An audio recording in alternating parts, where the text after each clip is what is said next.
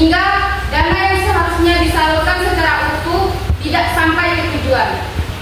Dalam proses hukum, FI dijerat dengan pasal 11 DO, pasal 12 huruf E dan F, Undang-Undang Nomor 31 Tahun 1999 tentang pemberantasan tindak pidana korupsi, sebagaimana telah diubah dengan Undang-Undang Nomor 20 Tahun 2001. Ia ditahan di Rumah Tahanan Negara kelas 2B Laba 5 sejak 7 Maret 2025 dan akan segera diadili di Pengadilan Tindak Pidana Korupsi Mataram.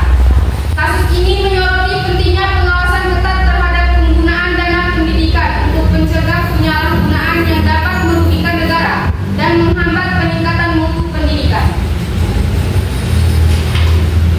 Hadirin dimohon berdiri. Majelis Hakim Pengadilan Tindak Pidana Korupsi SMA Negeri 2 Boha akan segera memasuki ruang sidang.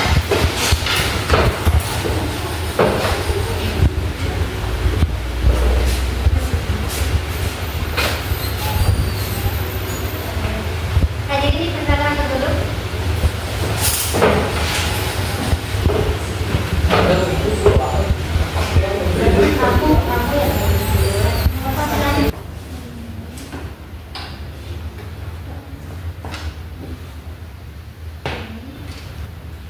Setelah majelis hakim memeriksa kelengkapan ruang sidang, maka ruangan sidang ini sudah dinyatakan lengkap dan sesuai dengan ketentuan pasal 232.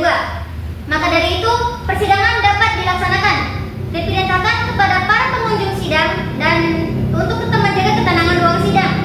Dan para wartawan dipersilakan mengambil gambar tanpa menggunakan lampu kilat. Sebelum itu, saya ingin bertanya terlebih dahulu, apakah di antara penuntut umum serta penasihat hukum memiliki hubungan darah dengan para hakim? Iya. Baik, dengan ini sidang pidana Pengadilan Mataram perkara tindak pidana korupsi dana bos dengan nomor register perkara 01-Victus-2023 Mataram atas nama terdakwa Fitra dinyatakan dibuka dan terbuka untuk umum. Baik, kepada para penuntut umum, mohon hadirkan terdakwa dalam ruang sidang dalam keadaan bebas. Petugas, hadirkan terdakwa Fitra dalam keadaan bebas dalam ruangan.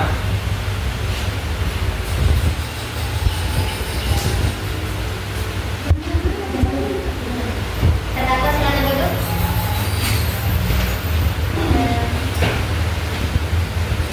Baik, saya ingin bertanya kepada terdakwa seputar identitas terdakwa terlebih dahulu. Nama, alamat dan tempat tanggal lahir. Alamat di Desa Bangbarisa, tempat tanggal lahir 5 Mei 1992. Umur, 58 tahun. keluarga negara Indonesia, benar? Benar, yang mulia. Kepada terdakwa, sudah berapa lama terdakwa ditahan? Sudah 6 bulan, yang mulia. Baik, terima kasih. Selanjutnya, saya izinkan kepada penuntut umum untuk membacakan dakwaannya. Kepada penuntut umum, silakan. Terdakwa Fitra selama menjabat sebagai kepala sekolah SMA Negeri 2 Boha telah menyalahgunakan wewenangannya dengan membuat laporan fiktif dan menaikkan harga pengadaan barang. Negara dirugikan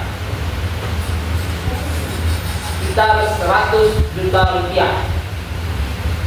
Berdasarkan pasal 3 dan pasal 8 Undang-Undang Nomor 31 Tahun 1999 DO Nomor 20 Tahun 2001 tentang pemberantasan tindak pidana korupsi.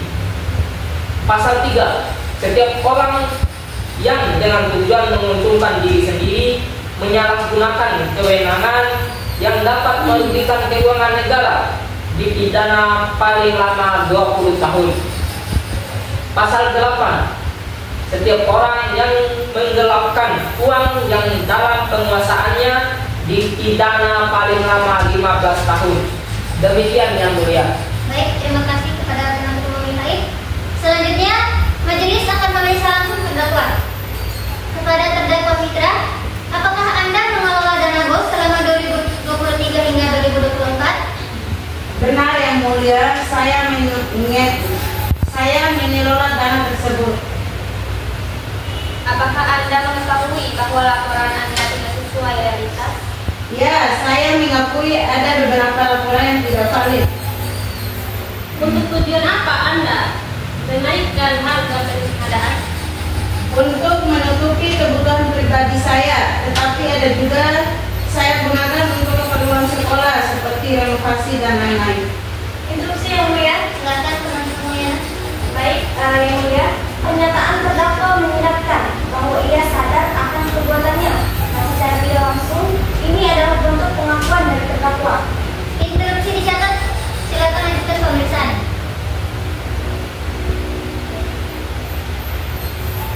Selanjutnya, kami panggil saksi yang diajukan oleh majelis hakim. Kepada saksi ini, saya ingin bertanya, apakah Anda pernah menandatangani laporan yang diajukan oleh terdakwa? Saya sebagai bendahara tidak pernah menyetujui laporan yang akhirnya tercantum di dokumen resmi. Tanda tangan saya dipalsukan. Apakah Anda sebagai bendahara memiliki bukti bahwa Anda tidak pernah menandatangani laporan tersebut? Ya, saya punya bukti absensi dan log aktivitas saya saat ini. Ini buktinya yang mulia. Baik. Terima kasih. Baik, selanjutnya kepada saksi Nia. Saya ingin bertanya, apakah benar adanya kecurangan dalam pendataan harga barang? Benar yang mulia, harga barang seperti ATK dinaikkan 2 kali lipat dari harga pasar. Interupsi yang mulia, silakan. Saksi hanya menyebutkan 2 kali lipat tanpa rincian. Apakah ia punya bukti harga pasar saat itu? Ada.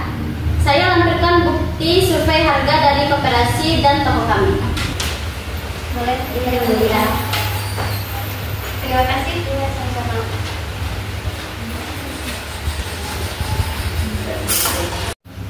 Baik, kepada selanjutnya saksi terakhir untuk Karana.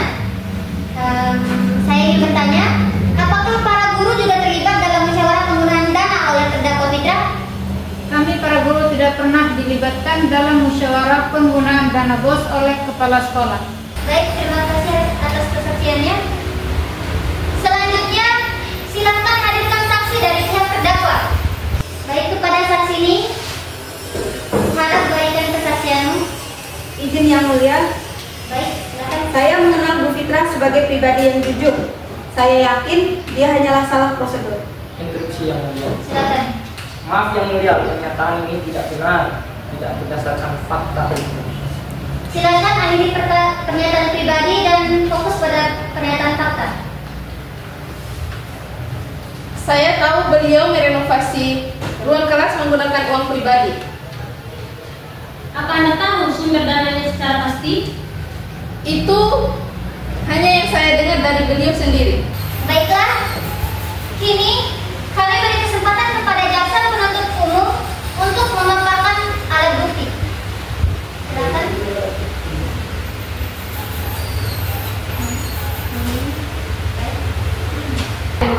Baik, mohon izin yang mulia. Silakan. Jadi kami dari jaksa penuntut umum akan mengajukan 4 bukti utama. Yang pertama yaitu laporan dana BOS 2023 sampai dengan 2024 yang berisi pengeluaran fiktif. Bukti kedua yaitu nota ATK yang menunjukkan markup harga. Bukti ketiga yaitu rekening pribadi terdakwa yang menerima transfer dari vendor fiktif. Dan bukti yang keempat yaitu absensi dan dokumen guru yang membuktikan tidak pernah ada musyawarah penggunaan dana. Instruksi yang mulia, Silakan. kami keberatan dengan bukti rekening pribadi ini karena itu adalah privasi klien kami.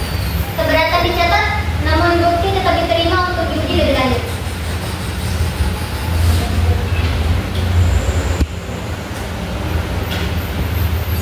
Silakan jaksa dan penasihat hukum untuk menyampaikan argumen terakhir sebelum sidang ditutup. Baik, terima kasih yang mulia. Tindakan terdakwa sangat sistematis. Ia menyusun laporan, memasukkan tanda tangan, dan bekerja sendiri agar tidak terlacak. Ini bukan kelalaian, ini adalah niat jahat. Tidak ada satupun bukti bahwa klien kami melakukan. Tidak ada satupun bukti bahwa klien kami menerima keuangan pribadi. Renovasi itu pun demi kenyamanan siswa. Tetapi bukti transfer ke rekening pribadi dan nota pengadaan fiktif menunjukkan sebaliknya. Terdakwa menggelapkan dana sebesar 100 juta rupiah. Yang mulia, klien kami tidak pernah diajak anggaran secara menyeluruh oleh dinas-dinas. Ia hanya butuh bimbingan, bukan hukuman berat. Semua argumen akan menjadi pertimbangan majelis.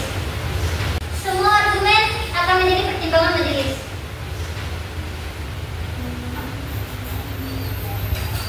Kepada pihak jaksa, silakan membacakan tuntutannya.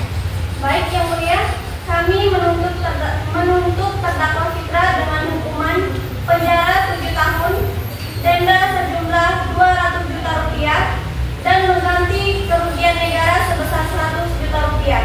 Demikian tuntutan dari jaksa. Baik, Izin Yang Mulia, silakan. mengacu pada pasal 52 KUHP, latar belakang terdakwa belum pernah dihukum dan memiliki tanggungan keluarga yang harus dipertimbangkan. Berdasarkan pasal 4 Undang-Undang Pemberantasan Tindak Pidana Korupsi, pengembalian kerugian negara oleh terdakwa menunjukkan adanya itikat baik. Maka dari itu, kami mohon agar terdakwa dijatuhi hukuman yang seringan-ringannya.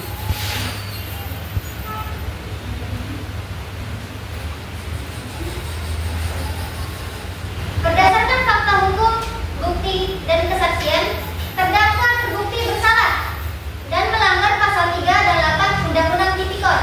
Dengan ini diputuskan bahwa terdakwa dijatuhi hukuman penjara selama 6 tahun, denda sebesar 200 juta rupiah, dan mengganti uang kerugian negara sebesar 100 juta rupiah.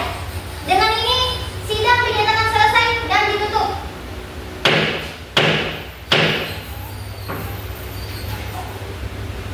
Dengan ini, saya selaku panitera dalam peradilan semu yang telah berlangsung menyampaikan kesimpulan sebagai berikut. Yang pertama, persidangan telah dilaksanakan sesuai dengan tahapan proses peradilan, dimulai dari pembacaan surat gugatan atau dakwaan, jawaban tergugat atau penasihat hukum, pemeriksaan saksi dan alat bukti hingga pembacaan tuntutan dan pembelaan. Yang kedua, semua pihak telah diberikan kesempatan yang adil dan seimbang untuk menyampaikan argumen, bukti, dan pembelaannya masing-masing di hadapan majelis hakim. Yang ketiga, majelis hakim telah melakukan pemeriksaan secara menyeluruh terhadap fakta-fakta hukum, alat bukti, serta keterangan para pihak yang berkepentingan dalam perkara ini. Yang keempat, dengan memperhatikan proses persidangan yang telah berjalan, majelis hakim menyatakan bahwa perkara telah cukup untuk diputuskan dan seterusnya akan dibacakan majelis hakim. Demikian kesimpulan ini saya sampaikan sebagai bentuk pertanggungjawaban administratif terhadap jalannya persidangan peradilan semu. Terima kasih. Majelis hakim meninggalkan ruang sidang. Hadirin dipersilakan berdiri.